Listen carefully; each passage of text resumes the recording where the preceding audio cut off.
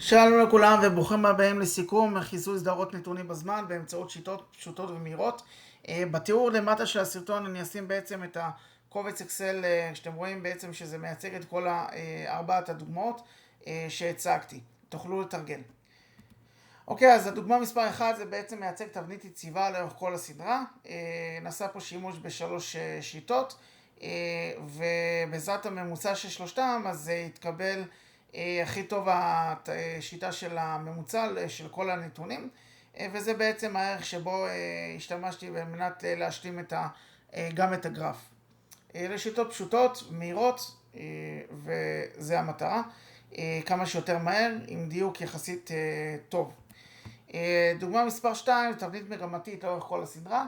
זה, כמו שאמרתי, זה דוגמה שאם אני במצב שאני אנליסט, או דאטה אנליסט שעוסק בחיזוי של סדרות נתונים בזמן, או supply chain data analyst, או demand planner, מה שנקרא מתכנן ביקושים, ואני צריך עד רבע שעה לספק את התוצאה של מחירות או ביקושי החברה לשלוש או לחמש שנים הקרובות למנהל תפעול או למנהל שרשרת אספקה, אז זה אפשרי, כי יש פה שימוש בטריק שרוב האנשים לא יודעים, עם השלמה, עם סימון כל הטווח והשלמה אוטומטית, וזה בדרך ברירת מחדל לקו הישר.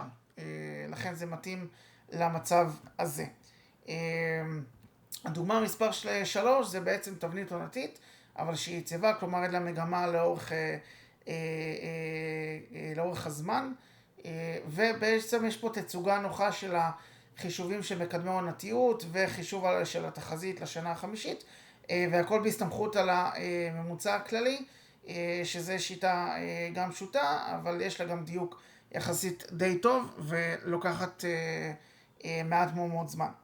והדוגמה האחרונה, שזה בעצם תבנית עונתית שכוללת מגמה, זה בעצם מראה את הפיבוט צ'ארט, או את התרשים של הפיבוט, מסוג של ליין צ'ארט, של תרשים של קו, תרשים קווי, שבעצם מראה את כל השנים בקווים, כל השנים שזה בעצם, כל שנה זה מחזור, ואת העונות בכל מחזור, שזה חודשים במקרה הזה, שזה 12 חודשים בשנה, ולפי זה אפשר לראות בצורה די ברורה ועובדתית גם האם יש מגמה ומה העונתיות, וזה יכול להתאים לדוגמאות או לסטים של נתונים שלא כזה קל לזהות ישר מהגרף הרגיל כמה עונות יש, מה העונתיות, כמה מחזורים וכו' וכו', והאם יש מגמה בין המחזורים. זהו, אז זה בעצם הסיכום. תודה רבה, נתראה בסרטון הבא.